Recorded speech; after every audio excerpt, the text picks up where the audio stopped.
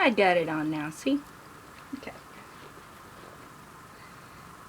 Peeta Mellark and I stand in silence as the train speeds along. The tunnel goes on, and I think of the tons of rock separating me from the sky, and my chest tightens. I hate being encased in stone this way.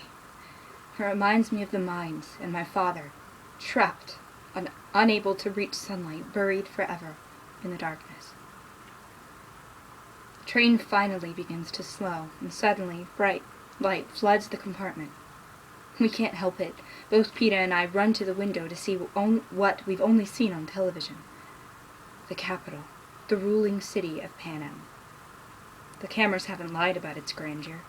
If anything, they have not quite captured the magnificence of the glistening buildings, the rainbow of hues that tower into the air, the shiny cars that roll down the wide paved streets, the oddly dressed people with bizarre hair and painted faces who have never missed a meal.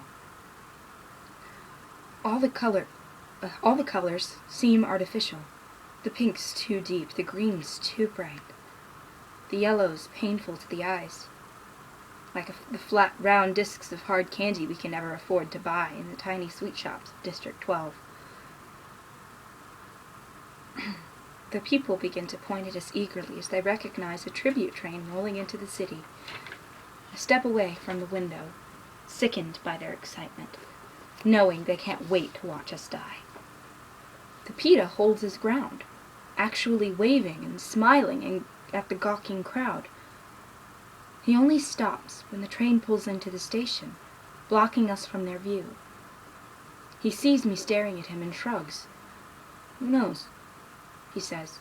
"One of them may be rich." I have misjudged him. I think of his past actions since the reaping began.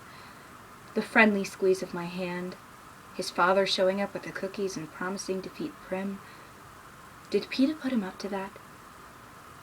His tears at the station, volunteering to wash Haymitch, but then challenging him this morning when apparently the nice guy approach had failed. And now the waving at the window, already trying to win the crowd. All of the pieces are still fitting together, but I sense he has a plan for me. He hasn't accepted his death. He is already fighting hard to stay alive, which also means the kind Peeta Mellark, the boy who gave me the bread, is fighting hard to kill me. Dun dun dun!